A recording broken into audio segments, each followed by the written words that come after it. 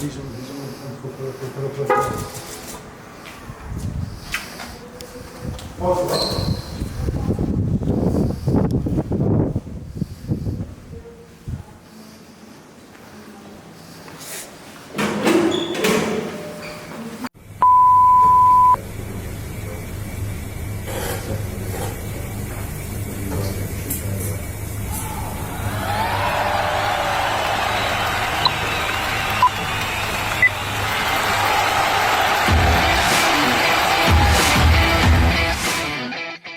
Boa tarde, sejam muito bem-vindos a começar hoje Z-Live.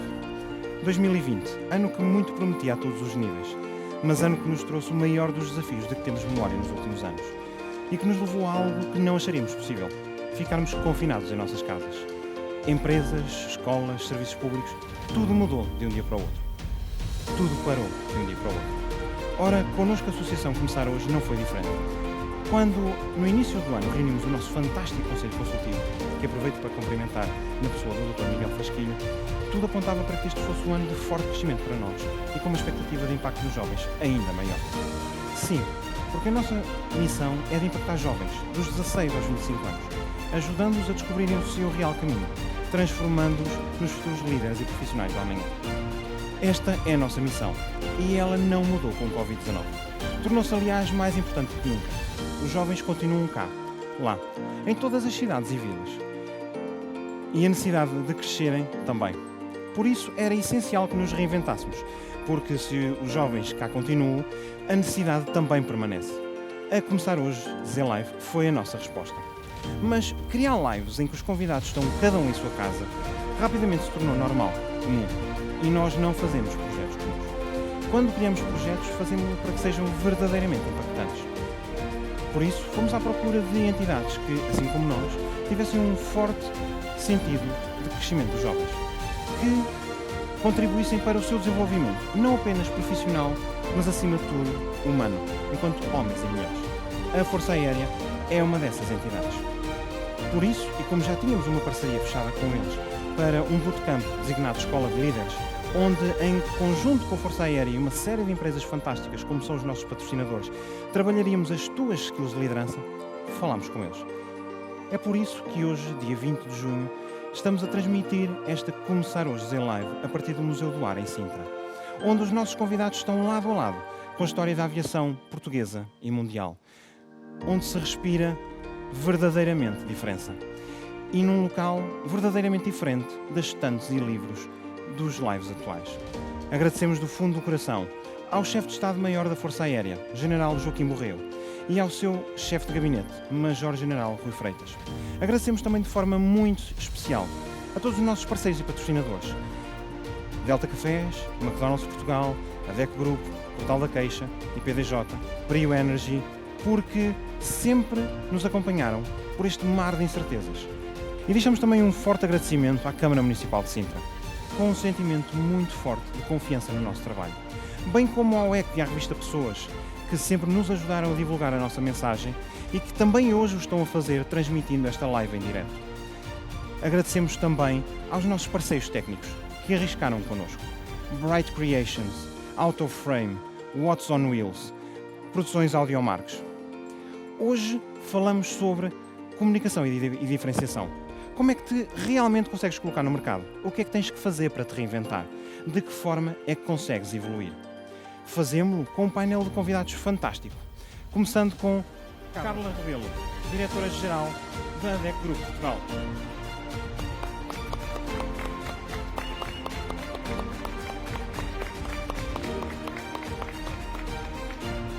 Ricardo Carriço, ator e cantor.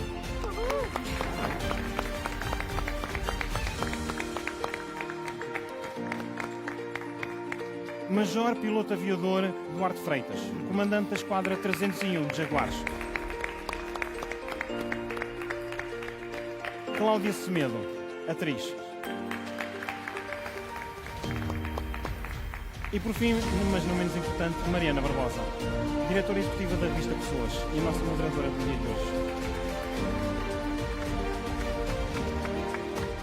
Agradeço por fim à Câmara Municipal de Sintra pelo seu fantástico apoio. Obrigado por estarem desse lado.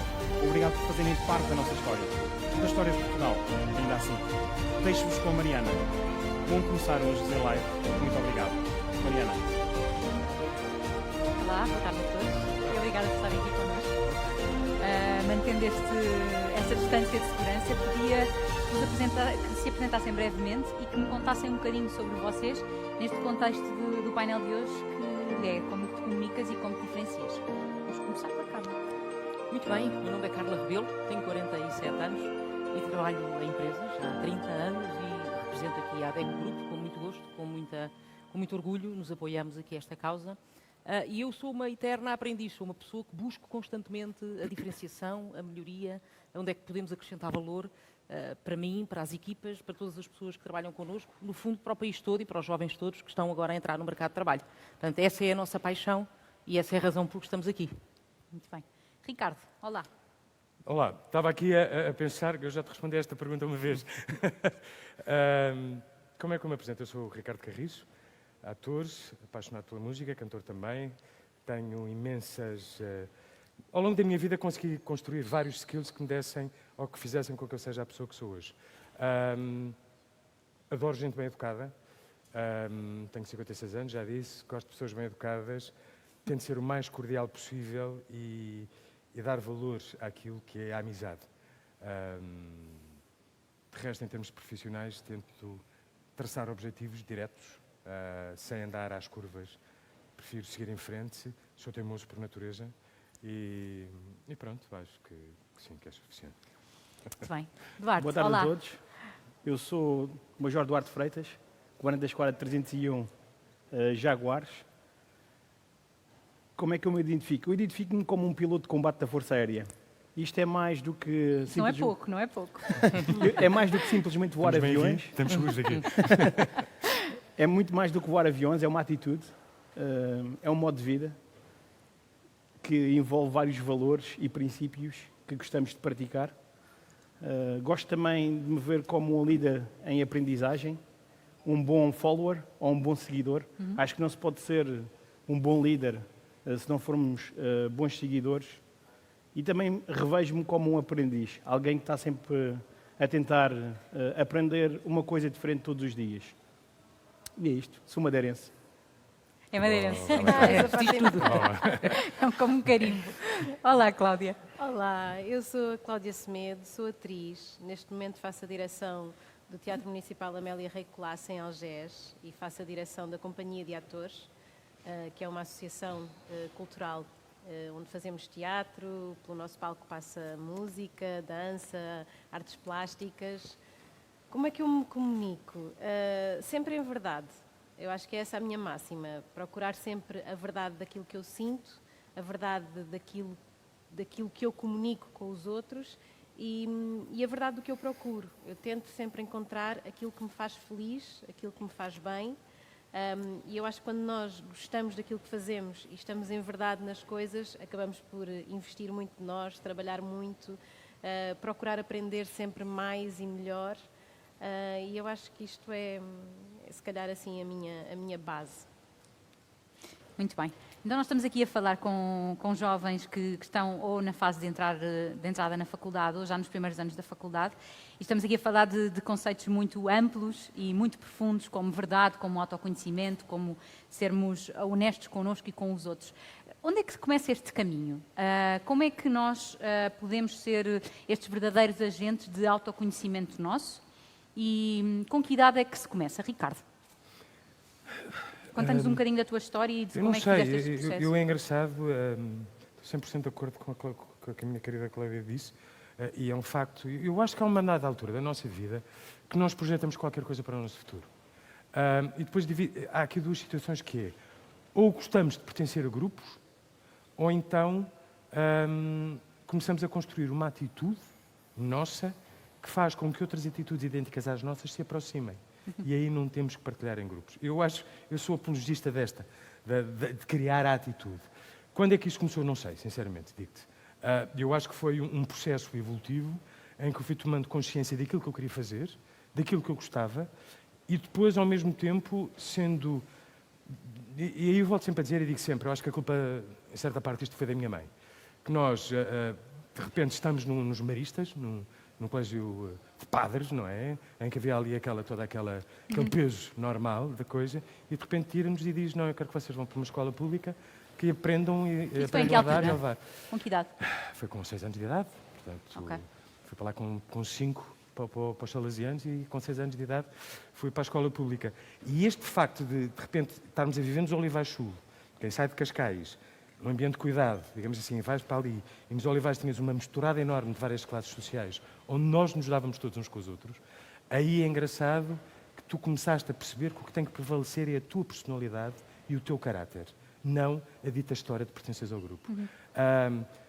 Obviamente, na altura, também tive professores que me ajudaram, que incentivavam sempre bastante isso, e o facto daquela preocupação das mães, que eu acho sempre saudável, de o que é que os meus filhos andam a fazer nos tempos livres, e de nos terem posto em oficinas, tipo Museu Nacional de Arte Antiga, e por aí fora, e Parque Marchal Carmona em Cascais, e obviamente deu-nos um contacto também com o mundo das artes, que nos criou o sonho, e que nos alimentou esse sonho.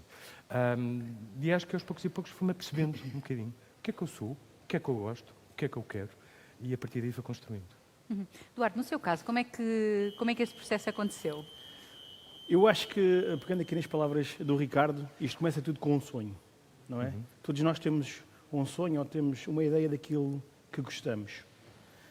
Só que isso é um caminho muito longo que vai de A a Z. Temos o sonho, temos ali aquela end state que queremos atingir.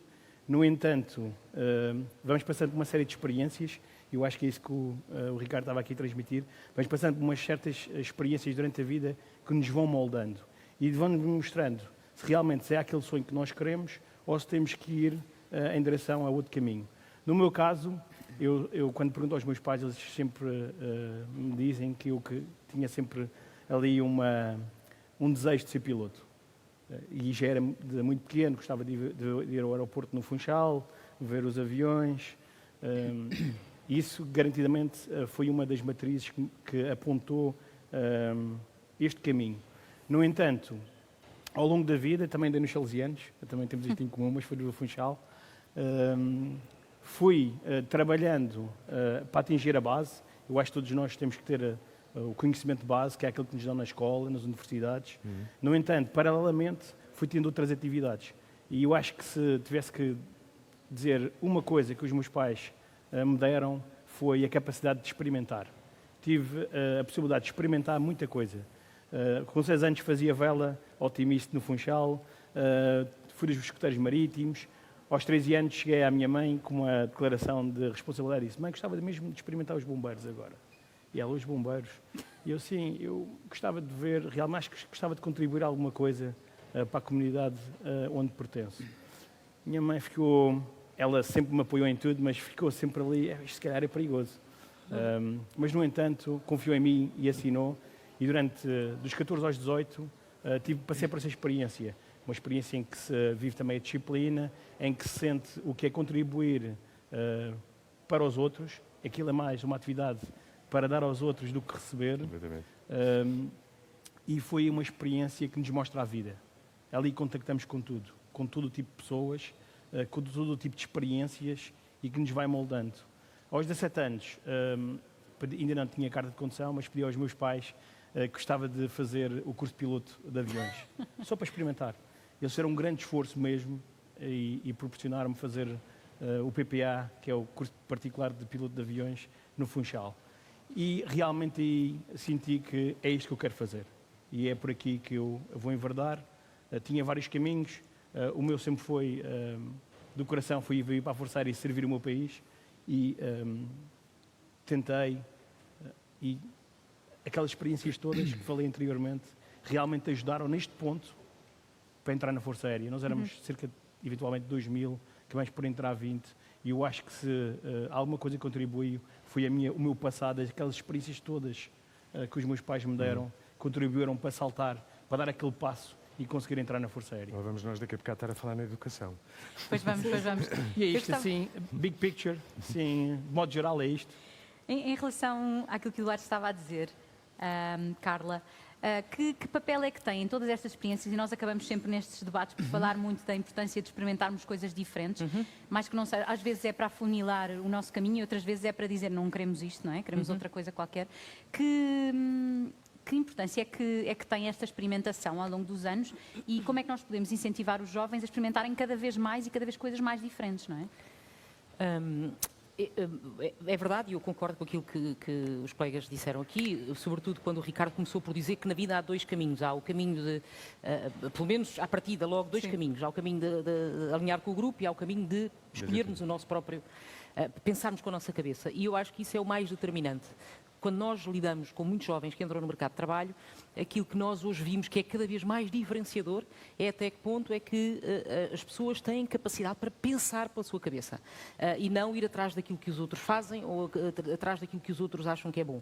Eu, pessoalmente, além de me preocupar com isto profissionalmente, eu não tenho filhos, mas sou tia, tenho um sobrinho com 17, outro com 18 e, portanto, acho que a coisa mais preciosa Espero que lhes estejam a posso... ver este direto. Eu também espero que sim. A coisa mais preciosa que lhes posso deixar é esta capacidade de eles não esquecerem que têm que sempre pensar com a cabeça deles. E eu penso que foi isso também que caracterizou aqui um bocadinho o meu percurso, foi esta capacidade sempre de achar o que é que eu acho sobre isto e o que é que eu quero fazer. Quando nós fazemos entrevistas e quando nós fazemos seleção de jovens para entrar no mercado de trabalho, as empresas hoje, ao contrário daquilo que acontecia há uns anos, não estão tão preocupadas com as qualificações técnicas. Claro que elas são sempre necessárias, mas isso a partir de agora, ou a partir de alguns anos, pelo menos há uma década, isso já é o mínimo necessário. Portanto, se a pessoa precisa ter as qualificações técnicas necessárias para aquela profissão, e isso aprende nas universidades, nas formações profissionais, etc. Mas nós, neste momento, estamos a falar de uma dimensão muito mais importante. Desde logo, a primeira grande característica, e isso é imutável ao longo destas décadas que hão de vir, é a capacidade analítica, a capacidade que a pessoa tem de fazer o seu próprio raciocínio, de pensar fora da caixa, de ligar conceitos e ter uma opinião sobre aquilo que vê. Para poder ter opinião sobre o que vê, também precisa de estar informada. A empatia é logo a outra característica que é muito importante. Eu preciso ter a capacidade de me ligar aos meus colegas, de me ligar às outras pessoas, porque com isto não só vou aumentar a capacidade da minha decisão, minha capacidade de decisão, porque consigo ter informação para poder decidir. E então o importante é a questão da empatia, a questão de o jovem perceber que é a sua capacidade de pensar sobre o assunto que lhe vai fazer a diferenciação numa empresa. Para depois fazer o quê? Para depois detectar onde é que pode acrescentar valor. Porque aquilo que as empresas procuram hoje é quem é que chega e faz o que ainda não está feito. Ou faz alguma coisa que estava ali identificado como uma lacuna ou uma ineficiência. E, portanto, eu penso que estas duas características levam forçosamente depois àquilo que as empresas procuram e que valorizam e que têm que valorizar hoje em dia, porque não há milagres e as coisas funcionam muito rapidamente, tem que haver este ajustamento e esta humildade contínua ao longo da vida de aprender, aperfeiçoar, e aí entra a questão do autoconhecimento. Quanto mais autoconhecimento eu tenho, melhor eu consigo perceber que recebo feedback, dou feedback e tenho uma atitude construtiva relativamente àquelas áreas onde eu preciso de melhorar. E isto dá um sentido de realização muito grande à vida. Portanto, eu diria, este é o caminho que nós estamos a ver agora a ser uma preocupação das empresas, dos diretores de recursos humanos e das pessoas que confiam em nós para ajudar na seleção dos seus futuros líderes e dos seus futuros profissionais. Esta questão de pensar pela própria cabeça é interessante e não sei se será natural, tão natural como nós pensamos que é à partida. Cláudia, o que é que tu achas sobre este assunto e em que momento do teu percurso é que percebeste que estavas com esse sentido de crítica apurado, ou seja, pensar pela própria cabeça? Olha, eu acho que é um ingrediente essencial. Apesar de nós vivermos numa sociedade que, digo globalmente, não falo de Portugal, falo globalmente, uma sociedade que nos ensina a conhecer conceitos e cristalizá-los. Eu tive a sorte de ter nascido numa família com um pai, uma mãe e avós espetaculares que sempre puxaram muito por nós, que sempre nos deram muita liberdade e também a responsabilidade de a gerir. E isso põe-nos logo em sentido, não é? Porque se nós podemos chegar a casa mais tarde e ir passear com os nossos amigos e os nossos pais confiam totalmente em nós, isso também nos dá assim um sentido de responsabilidade e faz-nos pensar duas vezes antes de embarcarmos no que o grupo sugere, a tal pressão de grupo, no que o grupo sugere. Mas eu tive a sorte, a par de ter nascido numa família que sempre passou a ideia de que não existe uma verdade global, existem várias verdades e elas vêm da experiência que tu viveste, porque se tu beberes esta água e souber-te mal, tu vais dizer a água sabe mal. aquela água sabe mal, mas se alguém vier e beber e souber bem, vai dizer, esta água sabe bem e está tudo certo. Portanto, venho de uma família que me ensinou que a verdade está intrinsecamente ligada às nossas experiências. E isso obriga-te imediatamente a pensares na tua experiência, na tua vivência, em quem tu és, o que é que tu queres. E depois tive professoras ao longo da minha vida, professoras e professores, que também eram muito assim, eram pessoas completamente apaixonadas pelo que faziam, desde a minha professora da primária, à minha delegada, à minha professora, diretora de turma, quando eu fui para o ensino preparatório, depois para o secundário, quando fui para a escola de teatro, que fui com 14 anos, foram pessoas que me passaram um gosto pelo conhecimento, por querer saber, mas não querer saber só pela rama, querer saber o que está por trás daquilo que me estão a dizer e interligar os conceitos. E depois fui com 14 anos para a Escola de Teatro de Cascais, que é uma escola, obviamente, que nos prepara para sermos atores e para falarmos de emoções e gerirmos emoções e vivenciarmos emoções que muitas vezes são maiores do que nós ainda não passamos por elas. E isto levou-me a um caminho, obviamente, de procura, de autoconhecimento muito grande, porque depois... E acelerado também, não é? Acelerado. Depois conhecemos autores gigantes, não é? Shakespeare, que nos falam das questões basilares humanas, que te fazem, obviamente, pensar em como é que aquilo tem um impacto na tua vida. E aconteceu uma coisa muito curiosa no primeiro ano da Escola de Teatro, que eu acho que me resgatou esta ideia de eu tenho de pensar por mim. Porque eu era muito boa aluna e cheguei lá com muito boas notas e, de repente, tenho uma disciplina que é a estética teatral, que é a filosofia do teatro, que vamos de Platão a Brecht, e a minha professora de estética teatral, nunca me hei de esquecer da pergunta, ela perguntava se Kant e Descartes se encontrassem, o que é que eles diriam sobre a comédia? E eu disse tudo que ela me disse nas aulas, não é? Passei tudo muito certinho, aquela coisa da aluna, tudo muito certinho. E ela deu-me 14. E para mim um 14 era uma ofensa. Um 14, como assim? Eu disse tudo, estava aqui tudo muito bem explicadinho e ela, mas isso foi o que eu te ensinei. Eu quero saber, depois de eu te ter dito isto, Claro. o que é que tu pensas sobre isso? Como é que tu amadureceste estes conceitos que eu te passei? Como é que tu os mastigaste? Como é que tu os incluíste, os digeriste? E o que é que tu pensas sobre isto? Claro. E agarrou no meu teste e atirou-o ao ar. E aquela imagem, assim meio, se calhar também guardo-a de uma forma um bocadinho poética, de ver o meu teste no ar com as folhas a cair. É verdade, isto foi o que ela me disse. Mas o que é que eu penso sobre isto? Eu acho que foi aí que eu definitivamente entrei no meu caminho de eu tenho de pensar por mim própria. Porque, como os meus pais já me disseram há tanto tempo, eu me esqueci, a verdade não é uma coisa una e global, é parte de cada experiência. Eu tenho de confiar nas minhas e na minha intuição. Eu acho que foi aí, definitivamente, que entrei nesse caminho. Nós há pouco falávamos deste caminho e o Ricardo, por exemplo, estudou uma coisa completamente diferente e só depois é que percebeu que queria ser manequim e ator, não é? E é importante também, neste caminho, nós falarmos um bocadinho desta nossa exposição ao erro ou do facto de termos de repente mudado o pensamento que nós tínhamos em relação à nossa vida. Diz, Ricardo. Eu acho que não deve haver medo. Sim. Eu acho que se as pessoas não estão bem, devem mudar, mas devem ter consciência de porque é que estão a mudar. E saberem isso. Eu ia todo contente para a área E, para ser arquiteto, não é? E de repente descobri que tinha uma péssima relação com física e matemática. Peço desculpa, os nossos santos não batiam, não é? E depois, por coincidência, fui viver para os Açores. Mais uma vez, é engraçado neste percurso todo, haver sempre esta experiência de estar permanentemente a mudar de sítio e a conhecer pessoas novas e a obrigar-te sempre a posicionar-te para cada sítio que tu vais.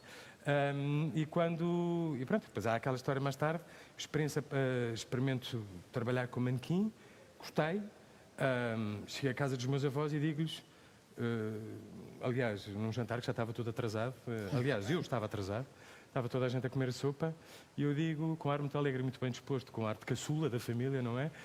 Eu vou me inscrever numa escola de manequim, eu vou ser manequim, vou-me inscrever numa agência. As colheres pararam, em alguns sítios, dentro do seu percurso, e foi muito giro a resposta que a minha mãe, eu guardo sempre isso até hoje, assim como tu tens essa referência da tua professora, e tenho mais também, de pessoas mais velhas, e eu acho que daí passo mais uma vez, dê importância àquilo que os mais velhos dizem, porque são eles que sabem, na verdade, e têm o testemunho de tudo. E a mãe virá-se para mim e dizia-me, tudo bem, queres ser manequim? Então que sejas, mas que sejas um dos melhores. E depois vais-me prometer uma coisa, é que vais tirar um curso, seja ele qual for, para se depois para amanhã isto correr mal, tens onde te agarrar. E tirei o curso de design de interiores e equipamento geral, com especialização na área de gráfico, com média 19. Mas pronto, e perdi-me agora na tua pergunta. Que era... Não, era a ideia da nossa exposição ao erro, não é? A nós podermos dar o corpo ao manifesto e dizer, ok, eu não quero ser Porque isto é afinal. responsabilidade nossa sempre. Seja qual for a situação, seja erro nosso ou não, as nossas atitudes são sempre, as nossas reações são sempre de nossa responsabilidade. Eu digo sempre ou faço sempre aquele exercício que é, se alguém está a dizer mal de ti ou reage mal a mim, à minha pessoa, sem eu saber porquê, em vez de criticar aquele gajo é isto, aquele ou aquele outro, Poder perguntar. não, eu pergunto a mim próprio o que é que eu tenho, o que é que eu terei feito, o que é que eu estou a passar àquela pessoa para que ela reaja para mim, comigo desta forma. Portanto, acho que esta consciência tem que ser constante e é produtiva. Nós há pouco, Duarte, falávamos deste processo de seleção para entrar na Força Aérea, não é? De serem 2.000 pessoas para 20 lugares. Como é que se ensina esta resiliência, sobretudo a quem pode querer muito uma coisa e depois pode bater contra a parede e dizer, olha, afinal não consegui, não é? Como é que se lida com esta frustração?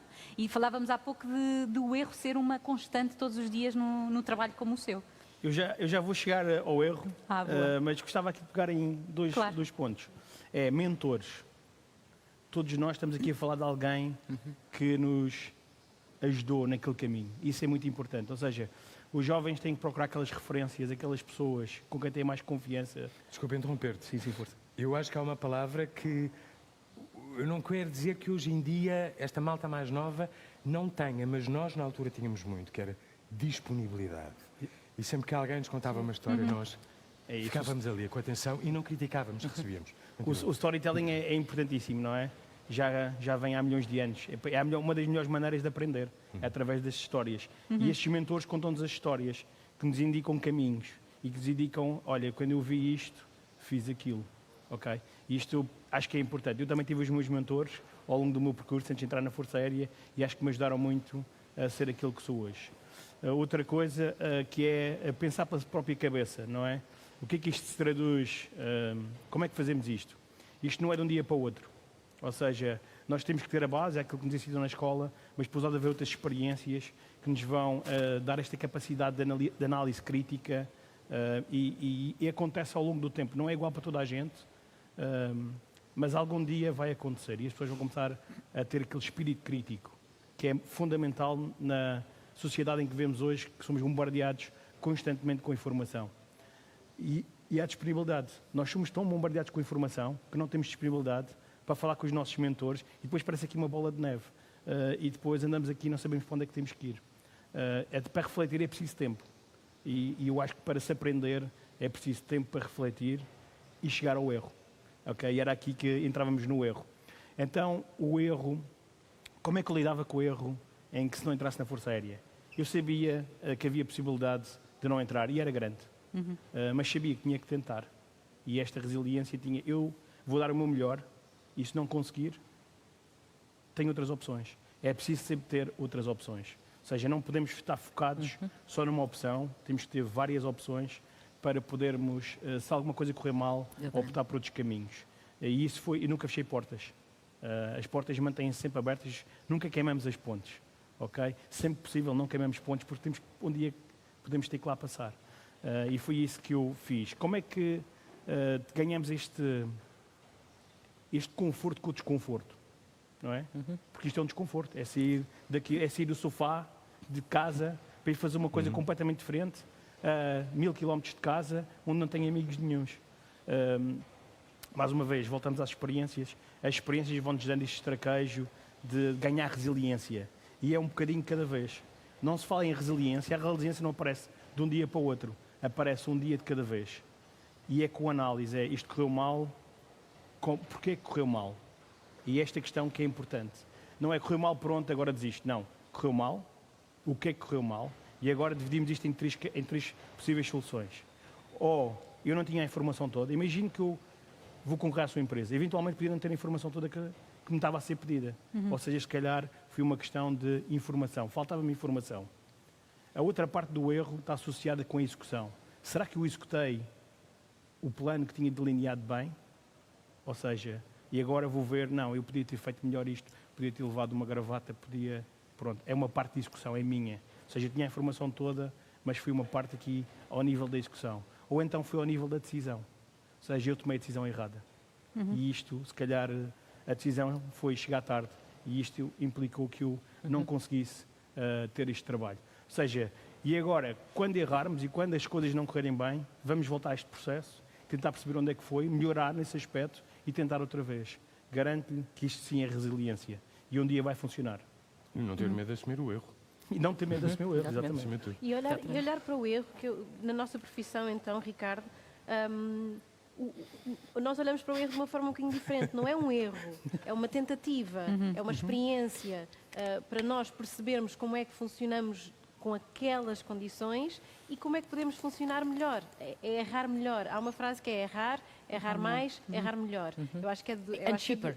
E mais barato. A quarta é mais barato. Fazer a parte empresarial. Exatamente. Porque de facto não há, o erro não existe uma coisa, tirando coisas muito técnicas, não é?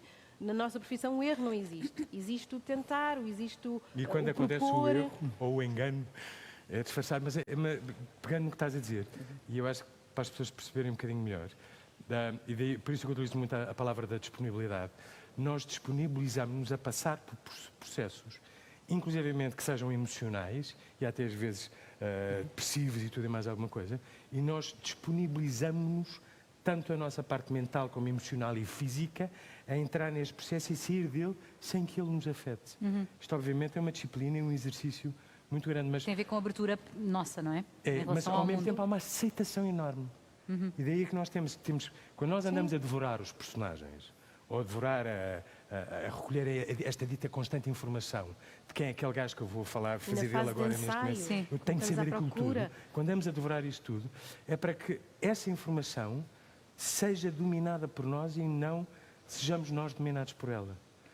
Isto é engraçado, porque cada vez mais eu acho que a representação e o meio empresarial, isto não tem nada a ver com o PNL, Alivia o defendo sempre esta teoria, são situações que nós nos tocamos com muita frequência. Sim. E no geral, por isso é que o teatro é vida. Não é? Representar é a vida, nós representamos vida. Portanto, Sim. são mundos que estão muito próximos uns dos outros e esta disponibilidade que nos pagam e que nos ensinam e que são a nossa forma, a nossa subsistência, eu acho que devia ser um chavão para toda a gente, que é estejam disponíveis para atravessar todos os processos que a vida vos vai dar, quer seja na vossa vida pessoal, quer seja no meio empresarial, e percebam isso com consciência. Já falei demais, interrompido. Não, de todo. E muitas vezes eu acho que é a forma de nós gerirmos a tal frustração. Não entramos agora, mas se calhar entramos para o ano e percebermos em que momento do percurso é que foi Sim. a nossa, em que não fomos suficientes para aquela vaga, não é? Em 2020 Sim. vão ter de ficar. Nós falávamos de muitos timing há fora, pouco não é? também, de não ser o momento certo, não é? Sim. E muitas Sim, vezes... e que utilizemos essa nossa frustração, mas para trabalhar, ou seja, que não fiquemos com ela, não, então não dá, vou mudar de ideias. Não dá porquê, não deu porquê. O que é que eu posso fazer para ser melhor da próxima vez? Será que é mesmo isto que eu quero e estou a dar-me da forma como devo dar-me? Eu acho que isto tudo, mesmo na falha, aprendemos imenso sobre nós. E acho que há outra coisa que é fundamental, saber ouvir. Aham. É tão importante e as pessoas esquecem-se com tanta facilidade. É agora já não me lembrava dos 20, dos 2000. E foi o facto de teres dito isso, porque é fundamental nós termos essa capacidade. Fundamental. Duarte. Permita-me pegar nas palavras do Ricardo sobre conhecimento. O que nos cria confiança é o conhecimento. Quanto mais conhecimento tivermos, mais confiança temos. É como quando estamos a gerir o risco. Podem pensar que a minha profissão é muito arriscada e eu consigo contrapor isso e digo, não, eu sei muito sobre a minha profissão, logo reduzo o risco ao máximo, logo o risco é pequeno. É a mesma coisa com a confiança. Eu quanto mais sei, mais confiança tenho e enfrento aquele problema com outra abordagem. Sim. E é fundamental, e isto é, aprendam, há muita forma, ou muitas fontes para aprender, aprendam ao máximo sobre aquilo que vão fazer, porque lhes vai dar confiança. Ricardo. Eu isto só acrescentava uma coisa que eu acho que é um facto. Experimentem, mas na realidade. Uma coisa é nós escolhermos toda a nossa informação, que hoje em dia nos chega, basta abrir o computador, o telemóvel, e essa informação chega-nos. Uma coisa é uma informação que nos dão as plataformas, outra coisa é a informação real. Vivenciar. Colham a informação e depois vão vivenciá-la. Vão saber o que é. Não é... Era o que estávamos a falar há bocadinho. Sou apaixonado também por aviões e por estarmos aqui. Estava a comentar da pele, se é que posso assim dizer, do F-16, aquilo parece a pele do tubarão, assim meio áspera. E aquele toque, por muito que me digam, numa plataforma qualquer digital que tem aquelas características, nada foi como chegar ao pé do avião e passar-lhe a mão pelo pelo, se é que posso assim dizer. E isso são experiências que nós levamos para a vida. Sim. Nós falámos de experiências e de preparação, não é? De reduzir o risco ao ponto de nós podermos estar mais preparados e mais seguros daquilo que estamos a fazer. Mas no caso de jovens que estão agora a terminar os cursos ou a entrar no mercado de trabalho, por mais que eles se preparem, vai sempre haver gente mais preparada do que eles, não é? E que processo é que se pode fazer aqui de preparação nesta ótica, mas de abertura ao mundo, no sentido de dizer, ok, eu estou preparado e sinto-me seguro, mas eu posso falhar e posso recomeçar de qualquer forma. Claro. Antes de responder a essa pergunta, só terminando aqui este capítulo. O que é importante também dizer aos jovens é nada se faz sem trabalho. Portanto, esta ideia de que eu vou conseguir fazer mais rápido que os outros e não tenho que trabalhar tanto, estudar tanto, não é? isso não existe, não é? Portanto, ou seja, continua a ser importante a preparação, a dedicação e o esforço. É muitas horinhas. E vocês? O problema é que isso é Acredito que seja penoso muitas quando não horas se de faz trabalho o que se todos os gosta. Aí é que está, não é? Quando nós temos um jovem que tem que estar a estudar matemática ou física e não gosta, aquilo vai ser um sofrimento enorme e, portanto, é aqui que as coisas começam a correr mal.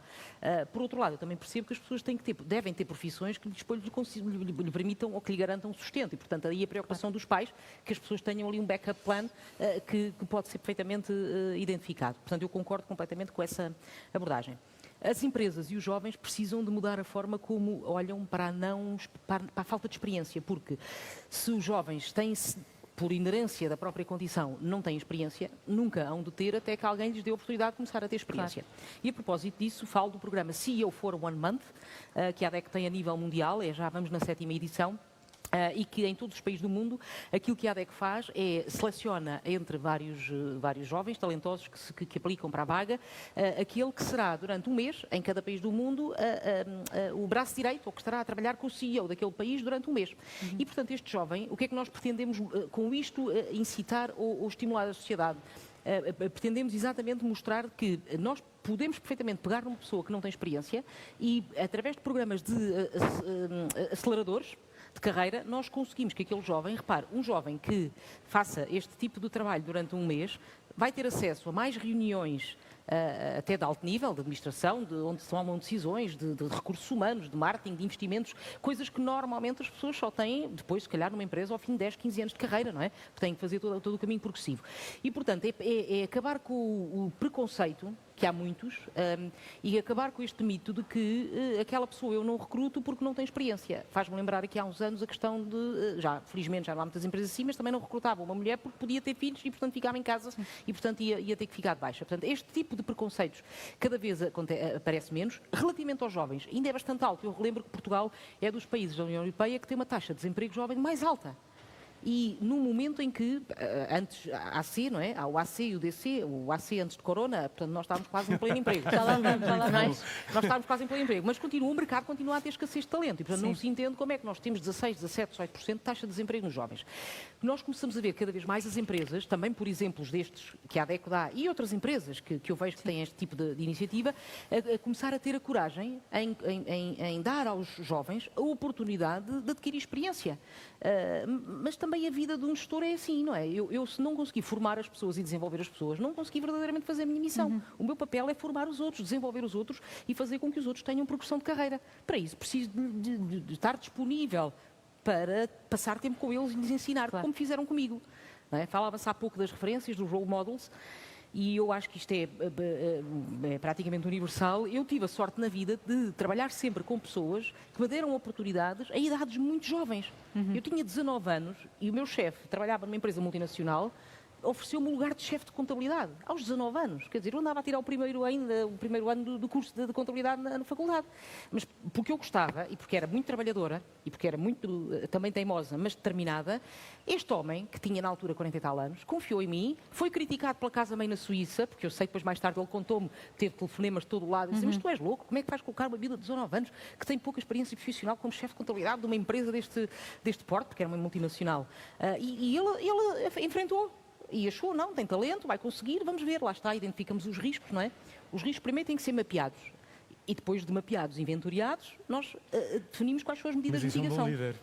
Não percebi. Essa pessoa é um excelente líder. Excelente líder. E eu tive sempre a sorte de ter pessoas que de algum modo me deram estas oportunidades e, portanto, a minha obrigação é fazer o mesmo e fazer com que todas as pessoas percebam que isto é o normal.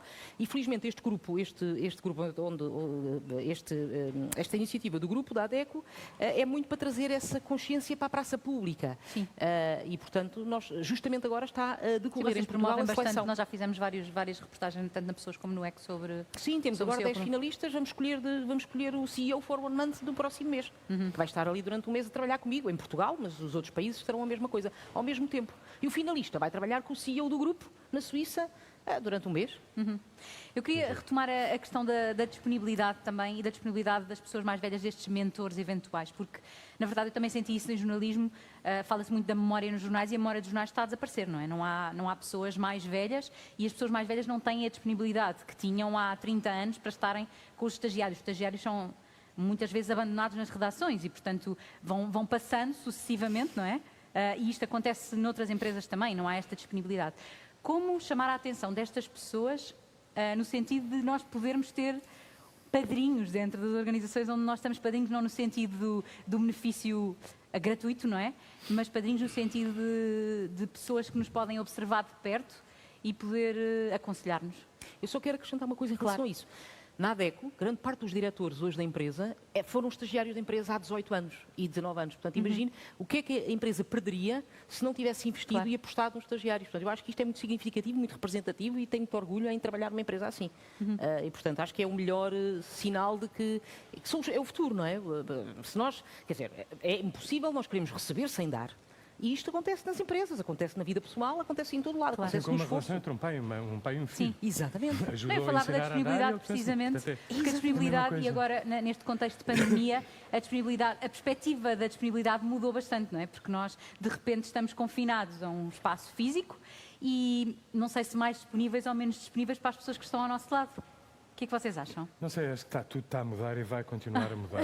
Acho que ainda não tivemos tempo Ainda não tivemos De tempo de avaliar. perceber. Não é? Aqui há dias alguém comentava em reuniões, através do Zoom ou outra coisa qualquer demais, outras plataformas, em que se discutia como é que as mulheres se comportavam, como é que os homens se comportavam. E que de repente notava-se que os homens, às três aparecia a criança, pegavam no meio do colo e continuavam, estavam já Sim. completamente adaptados. Mas agora não é por aí que eu queria nem estar a fazer aqui comparações em relação a isso. A tua pergunta Em relação aos padrinhos, em relação aos padrinhos, eu acho que padrinhos é uma coisa que não existe e eu gostava de anular essa palavra. porque Padrinhos mesmo no sentido de eu mentor, sei, não é? Sim, mas porque vem sempre com aquela conotação, pá, Pejorativa. tens um padrinhozinho que te dá um Sim, mas isto é empurrão. da nossa cabeça, eu acho. Eu acho que o peso das palavras são nós que Certo, lhes mas damos, não? mas as Sim, palavras eu valem o que percebo, valem claro. e às vezes acho que é bom termos cuidado. Eu tive a sorte, e obviamente mais uma vez aqui vêm os mentores, eu não tenho curso de formação de ator, e quando entro na primeira novela tive a sorte de trabalhar com Mariana Ramonteiro, Armando Cortês, o Carlos Daniel, quer dizer, os monstros todos do teatro na altura. E foi com eles que eu aprendi. E foram eles que chegavam para mim, davam cachaços nas costas e quando eles não diziam, eu ia perguntar. E eu acho que é isto. É não termos medo de errar, obviamente, estarmos disponíveis para que nos expliquem, nos ensinem e não termos vergonha de perguntar se o caminho é aquele. Obviamente não temos também estar tendo naquela coisa do lam que às três claro. chateia e Claro. ninguém tem paciência, mas é demonstrarmos que conseguimos andar e acho que esse reconhecimento é que faz com que mais tarde surjam os padrinhos e que alguém que nos veja diz, epá, aquele gajo é porreiro, chama lá. E obviamente é a prova de trabalho. E com uma coisa que tu falaste Eu na altura muito concordo. importante no início, educação. Pessoas bem educadas têm Claro. sempre a porta aberta. Sim, o Ricardo Não? sublinha sempre esta Sim, parte sim, da sim, pessoa eu acho bem que educada. Eu desculpa 100%. interromper-te, eu sou considerado um bocadinho no grupo Betinho. E aqui há uns dias houve um tipo que fez um livro de etiquetas e em que eu respondi no fim e acrescentei e disse: o grupo todo nos chama um Betinho e eu quero continuar a ser. Claro. Faço questão. Claro. Eu acho que, e inclusivamente isto de ser cavalheiro com uma mulher e estes extremismos que existem hoje em dia, acho que é um disparate pegado. Há coisas que são regras de sociedade e Exatamente. que nos fazem e que nos ajudam a complementar o nosso diálogo entre uns e os outros. Claro. Se nós as respeitarmos, tudo é mais fácil. E a boa educação, para mim, é nada mais, nada menos que um código de conduta. Claro. E depois, pegando naquilo que estavas a dizer há bocado, todos dizem que temos as obrigações e os deveres. Portanto, há aqui uma data de coisas que nós temos que pensar. Cláudia, Mas eu ia pegar naquilo que o Ricardo estava a dizer, porque eu acho que é muito mais fácil, e não conheço, até hoje nunca vivi nenhuma experiência ao contrário, não conheço ninguém que, sentindo uma genuína curiosidade, um genuíno interesse e uma genuína dedicação a alguma coisa, não queira partilhar aquilo que aprendeu também. Nós, no teatro, temos muito essa postura, porque não interessa muito se tem muita experiência ou se tem pouca experiência, porque estamos todos Sim. a trabalhar para que uma peça funcione. É a generosidade. Sim, era disso que eu ia falar. Nós, no teatro, entendemos que estamos todos a trabalhar para que a peça funcione. Claro que, como na vida e em todas as profissões, há sempre uns egos mais Maiores do que outros. mais espaçosos, Sim. mas eu acho que toda a gente entende que está a trabalhar para a sua personagem, mas está a trabalhar para que um todo funcione. E pode ser uma pessoa mais velha, uma pessoa mais nova, há uma generosidade muito grande. Entendemos-nos enquanto grupo. Eu acho que é importante que os líderes fomentem isso nas suas equipas e só os líderes que se põem no lugar de aprendiz é que conseguem fazê-lo verdadeiramente e genuinamente, mas que fomentem isso às suas equipas. Estamos todos a trabalhar para um objetivo final. Portanto, toda a gente tem que dar a mão porque estamos todos no mesmo barco e quando o barco abana para toda a gente.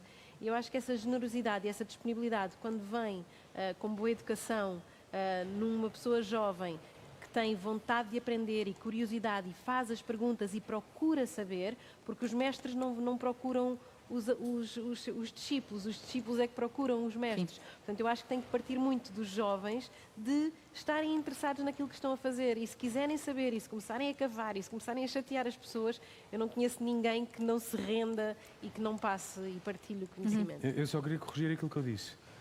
Não é deveres e obrigações, é direitos e Obrigações. deveres. E percebi.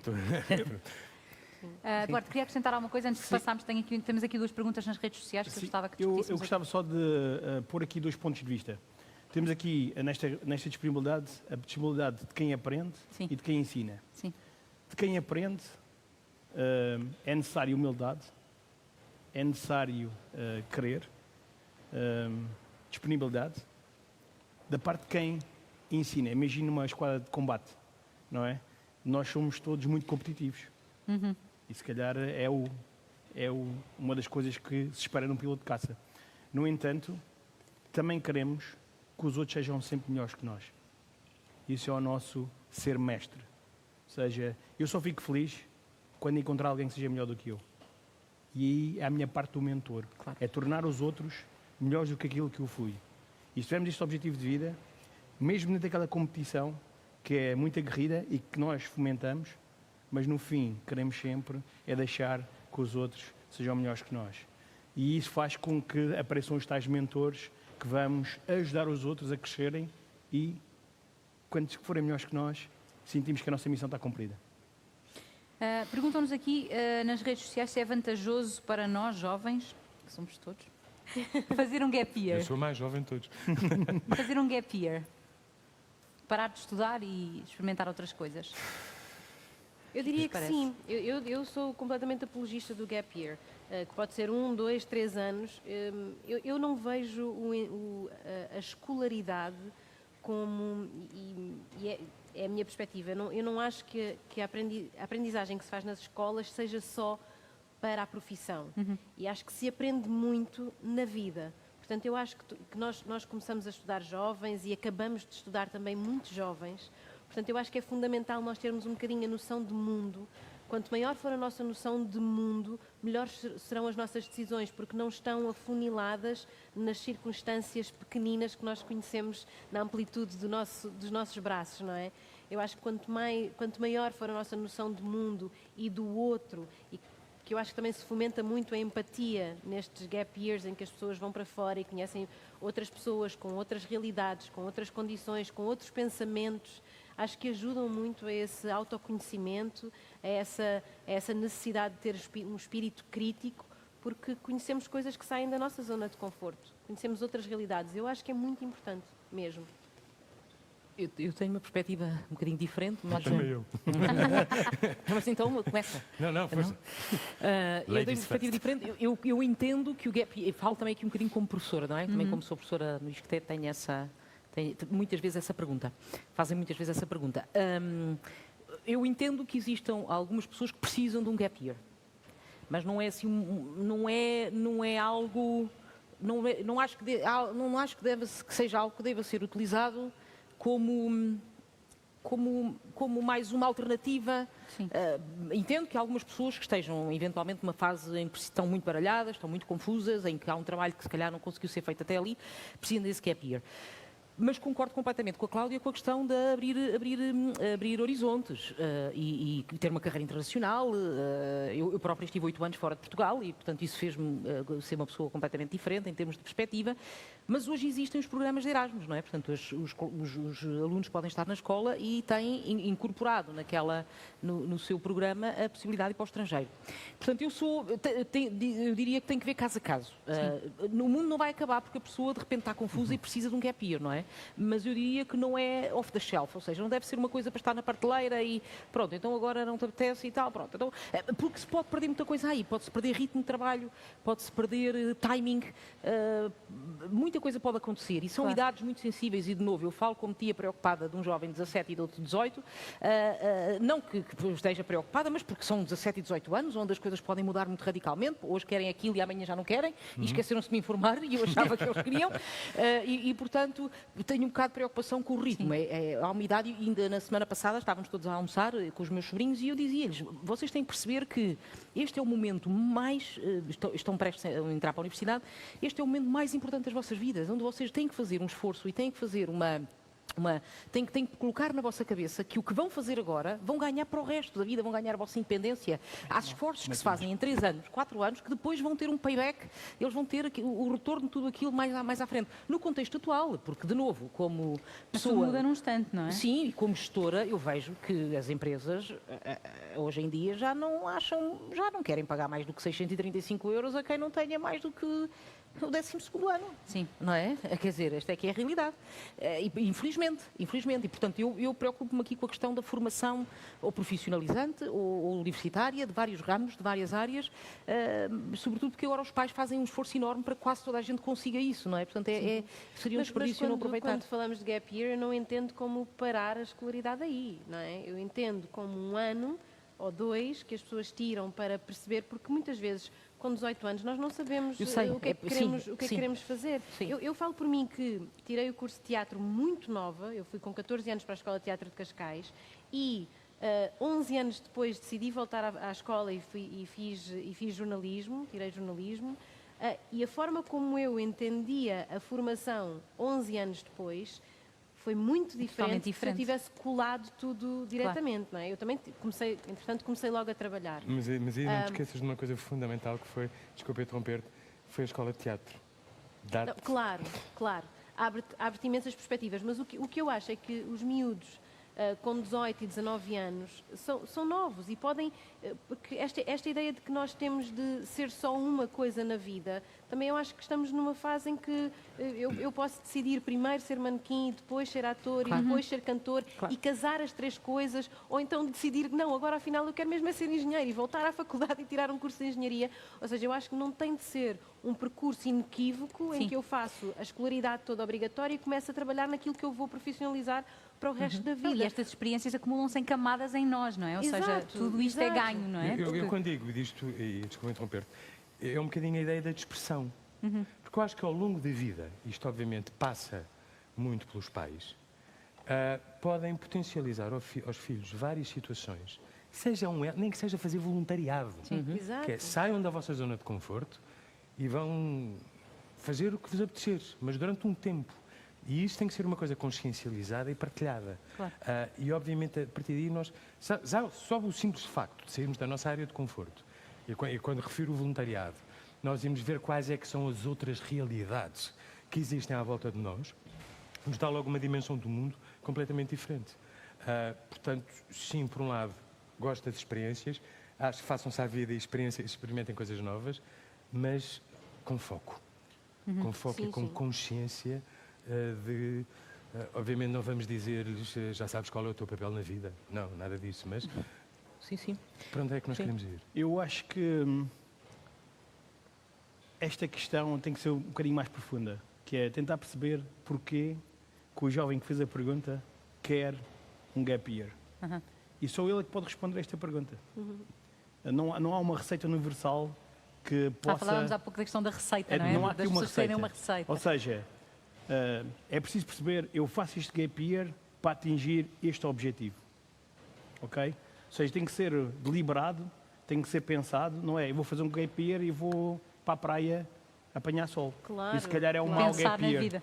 Agora, mas se for um gap year em que eu quero fazer A, B, tenho um plano que me permite atingir um fim, se calhar um gap year poderá fazer sentido. Agora, só ele é que poderá responder essa pergunta. Mas deixamos aqui esta pequena receita para ele, pelo menos, pensar nos porquês e tentar ver onde é que ele quer chegar com esse gap year, no objetivo final, que é o caminho para o sonho. Aqui outra pergunta do Renato Pereira, que diz: olhando para um jovem com muita preparação, mas sem skills de liderança, e um jovem com perfil de líder e pouca preparação, qual contratariam? Não sei para que lugar. Carla. Vou dizer pensamento assim mais geral. Os skills técnicos treinam-se, conseguem-se transferir. Aquilo que é comportamento e atitude é mais difícil e, portanto, a maior parte dos gestores agora, se tiver que escolher, contrata atitude e comportamento e depois faz umas formações e até, se calhar, ajuda a pessoa a pagar as propinas de uma faculdade onde a pessoa gostasse de estudar. Portanto, se tiver que escolher entre uma e outra, o que eu tenho visto hoje é que, sem dúvida nenhuma, as empresas contratam a atitude e o comportamento. Depois, é importante que a pessoa tenha vontade de se qualificar se, por acaso, por alguma questão económica, não o conseguiu fazer, não é?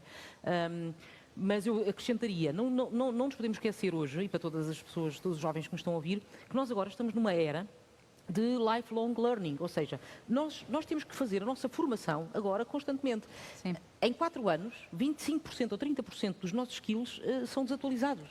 Esta é que é a realidade. Isto não é fazer uma formação e já está, e já não tenho que estudar mais, estou despachado e vou para o mercado de trabalho. Até porque aquilo que a Cláudia dizia é verdade. São raros os jovens que terminam uma formação e que conseguem logo o primeiro emprego na área. E está tudo bem. It's ok, não há problema nenhum. Ganhamos experiência, ganhamos perspectiva. Não é? Isto faz parte do processo de crescimento e de entrada no mercado de trabalho. Esta disponibilidade para fazer alguma coisa que não é exatamente o que eu estudei marketing, só quero trabalhar em marketing. Calma, você conseguir entrar num departamento a fazer outra coisa qualquer, se for bom e determinado, consegue chegar àquele departamento, não é? Portanto, hoje o mundo é completamente diferente, não é black or white, não é, quer dizer, uma coisa ou outra, é estudar para toda a vida. Em relação a essa pergunta, raramente se tem que escolher entre um extremo e outro, porque as pessoas têm sempre ali um posicionamento no espectro ali do meio, mas para simplificar e colocar a ideia mais clara, eu percebo que se faça essa pergunta extremada, eu diria, bom, se tiver que escolher, eu prefiro atitude e comportamento. O resto eu trabalho e ajudo e consigo que a pessoa adquira aqueles skills de Excel, finanças, cálculos, o que seja para a função que esteja ali em causa. Ricardo. Eu estou 100% de acordo. Tem a ver um bocadinho também com a generosidade e com a entrega da pessoa, não é? E das características dela. Portanto, obviamente, ia para a opção pela atitude pelo comportamento. Duarte. É uma pergunta tricky, É. mas eu diria que nem num extremo nem no outro. Não queremos só Não líderes. contratava ninguém, então, Não, neste caso. não queremos Estou só a brincar. líderes, não queremos só executantes com Executante. qualificações. Sim. Ou seja, uma pessoa é um conjunto. E temos que o que eu procurava certamente era um equilíbrio. Alguém que mostrasse os indicadores que poderá continuar a sua formação de líder, mas também tem algumas capacidades para competências técnicas, especialmente para o trabalho que vou procurar. Isto é muito genérico, não é possível participar da Força Aérea sem ter capacidades técnicas, mas também ser líder. E ambas as competências, estou completamente de acordo, se podem desenvolver ao longo da carreira. Por isso, ninguém nasce completamente líder, pode haver ali umas apetências naturais, mas depois, com a formação, isso é esbatido. Estava a tentar aplicar aqui à minha área, não Sim. é? A área do Ricardo, que não é uma pergunta, não é uma resposta inequívoca, não é? Se queríamos trabalhar com alguém que tem formação e tecnicamente sabe fazer coisas, mas depois não te transmite a emoção e aqueles 10% do talento de que se fala, não é? Estava a tentar perceber. Eu vejo um bocadinho isto na discussão que é, Eu acho se eu vou à procura de um líder, eu quero alguém que evolua com a equipa, não que a destrua, Claro. não é? Ele pode ter os skills todos, Sim. mas se não tiver um espírito de liderança, pode-me destruir a equipa. Exatamente. Portanto, eu prefiro ir para aquele que me garante que sabe ser um líder e que, obviamente, e quando tem a atitude e a dita generosidade, e, mais uma vez, e a educação e os valores, aquelas coisinhas básicas todas, não é? Eu vou conseguir orientá-lo para que ele consiga fazer com que toda a equipa progrida. Isso, obviamente, em termos empresariais. E eu queria O resto acrescentar aqui uma aprende-se, coisa. não é? O resto aprende-se. Há coisas que não se aprendem, Exatamente. mas as E- capacidades técnicas aprendem. E eu queria acrescentar aqui uma coisa que é, a pergunta é, o que é ser um líder? Se as pessoas sabem que, quer dizer, ser um líder não é aquele que vai mandar os outros fazer, nem é aquele que é o mandão. Há um livro muito bom do Simon Sinek que eu gosto muito, que é o Leaders Eat Last. O líder é o último a comer, é o último a tratar de si. Se o Duarte estiver aqui dentro de um avião, eu não sei em que aviões é que o Duarte anda, mas deve ser assim uns grandes.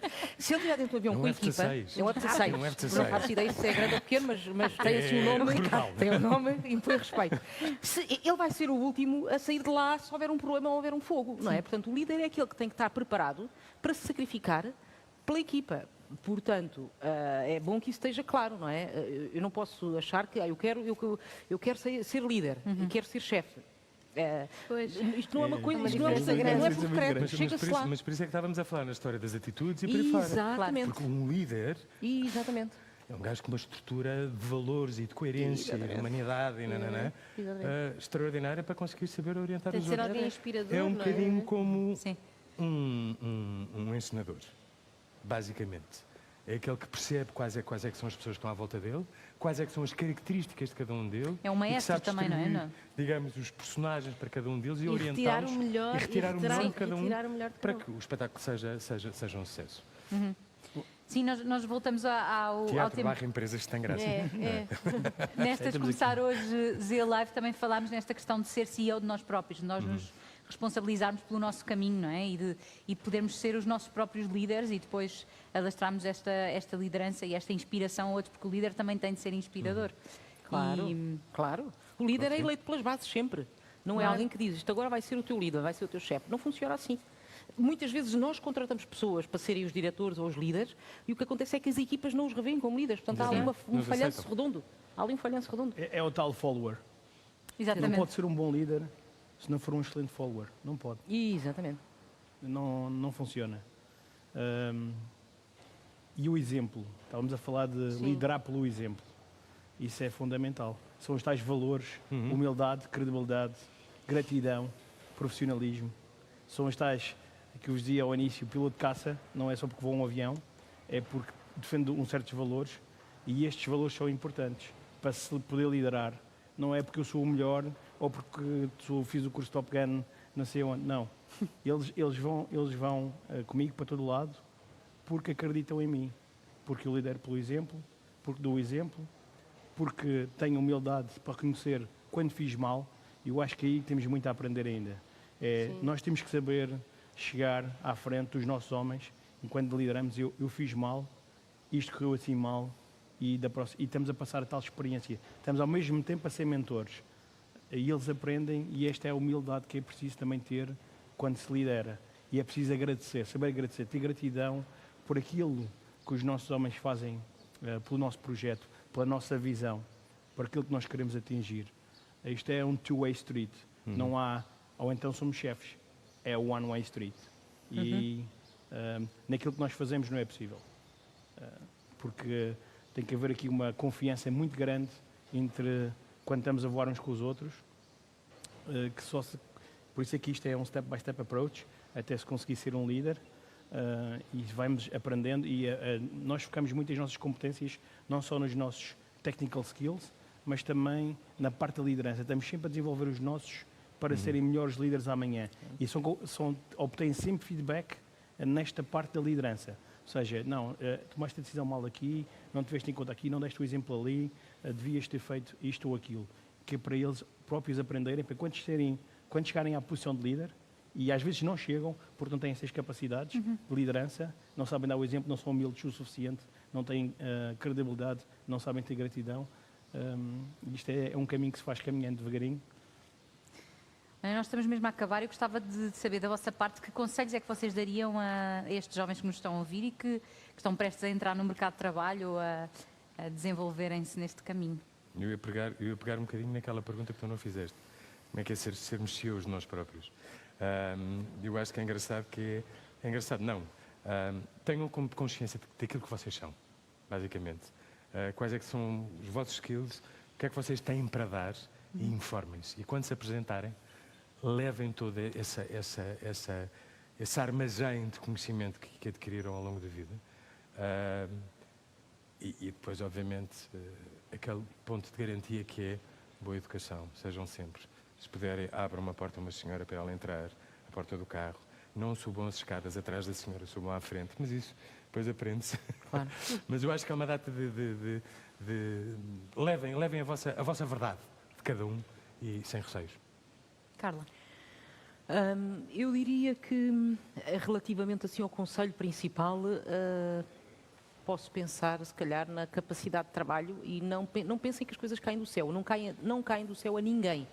Todas as pessoas que têm, ou que são para nós referência, ou que nós dizemos eu gostava de ser como aquela pessoa, têm por trás, normalmente têm por trás, um grande trabalho, um grande esforço.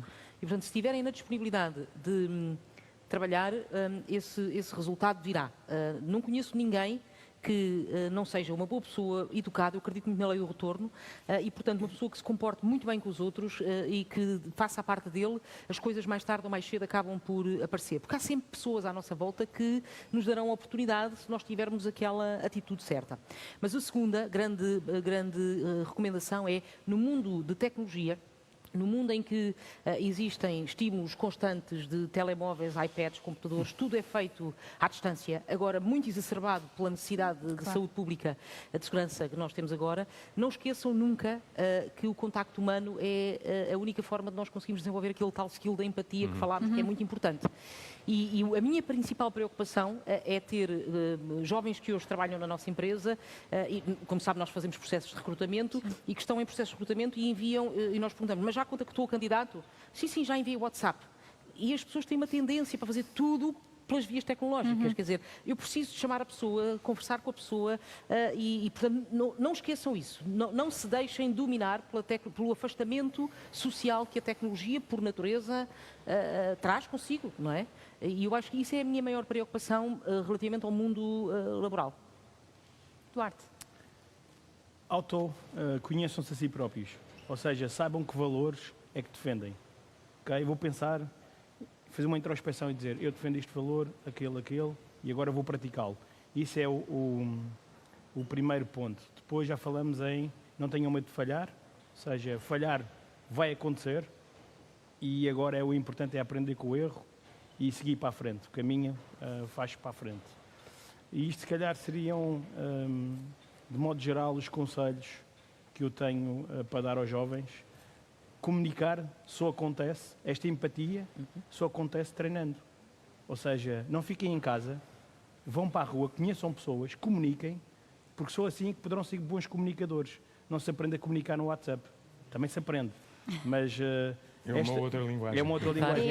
Esta empatia, emoji. esta vontade, este storytelling que há à vida de cada um de nós, fica mais facilitada. Houve uma vez uma história engraçada aqui, no Começar Hoje, com uma convidada que tinha uma youtuber, era uma influencer. C3PO, não foi? Que nós tivemos juntos.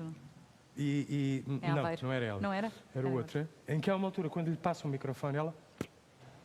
Qual é que era o problema? Estava permanentemente, e foi engraçado que eu até peguei nisso, toda a gente estava a falar como é que falamos, em projeção focal, aquela história toda, estava a dizer que está um exemplo a alguém que está habituado a falar para um ecrã deste tamanho, que não tem que projetar a voz, não tem que se fazer ouvir, Sim. não tem que impor as suas ideias e de repente vira para uma plateia e bloqueou na totalidade. A amígdala Não consigo. tomou conta, a amígdala ela tomou conta logo. Exatamente. É esta prática que é importante que os jovens tenham para depois conseguirem afirmar quando vão para o seu primeiro emprego. Isto é o meu conselho. Cláudia. Eu acho que pegaria mesmo neste conceito do falhar, falhar mais, falhar melhor, porque não só nos dá a tal capacidade de frustração e gestão do que vamos aprendendo nas falhas que vamos tendo, como significa que também que estamos a arriscar e a sair da nossa zona de conforto, e obriga-nos também a trabalhar, a perceber o que é que correu mal, como é que eu posso melhorar, e depois vamos novamente para o campo. Correu mal outra vez, o que é que correu mal? De certeza que já foi diferente do outro erro que eu corrigi. Então é esta ideia de não desistir, de continuar a acreditar sempre naquilo que estão a fazer, se é mesmo aquilo que querem fazer, insistir, insistir, insistir, até resultar. Até encontrarem a tal receita, a tal fórmula, que vai mudando de tempos a tempos, portanto Sim, temos que com o andar tempo, sempre não é? a ajustar, a perceber se o forno está mais quente, Sim. se a farinha precisa de mais força. Portanto, é estarmos disponíveis constantemente para aprender, para arriscar e para continuar a perseguir os nossos objetivos. Há Ricardo. uma expressão hoje em dia que é eu fui com tudo, não é? É, vai com tudo. Eu acho que é um bocadinho isso. Aproveitem tudo aquilo que vocês têm, toda a informação. Obviamente, informem-se para onde é que vão e depois de saberem muito bem para onde é que vão com tudo. Vão com tudo aquilo que tiver. Boa, muito bem. Olha, vão com tudo. Obrigada aos quatro. Obrigado. Vamos com tudo. Acho que foi um gosto, para mim foi um gosto estar aqui convosco, ainda por cima Ainda por cima neste neste, espaço fabuloso. neste cenário, e já não estava há algum tempo fisicamente com convidados em conferências. Nós agora fazemos as coisas por Zoom, mesmo as conferências, não é? E portanto foi ótimo estar aqui convosco e convosco aí desse lado também. Obrigada por terem estado connosco, todos os jovens que estiveram. E acho que a palavra agora passa para o Miguel. Obrigada aos quatro. Obrigado. Obrigado. Obrigada. Penso que já me estão a ouvir. Muito obrigado a todos. Muito obrigado ao nosso fantástico painel. Uma salva de palmas para vocês. Muito obrigado. Obrigado, acima de tudo, por duas coisas. Por nos ajudarem a nós a nos reinventarmos, que é isso que estamos hoje aqui a fazer, e por fazerem parte da história da Associação Começar Hoje. Porque é a primeira vez que transmitimos em live de um sítio que não um auditório, e ainda para mais rodeado pela história de Portugal. Portanto, muito obrigado por fazerem parte deste pequenino momento de história da Associação Começar Hoje. A vocês todos que assistiram, muito obrigado por estarem desse lado. Muito obrigado por fazerem parte também vocês da história da Associação Começar Hoje. Agradecemos novamente a todos os patrocinadores e fiquem bem, fiquem em segurança. Acompanhem o nosso trabalho, porque a nossa missão é ajudar-vos a vocês, impactar-vos para que vocês se possam tornar melhores profissionais, melhores pessoas. Muito obrigado, bom fim de semana. E agora entra a música do Jazz. Começar hoje.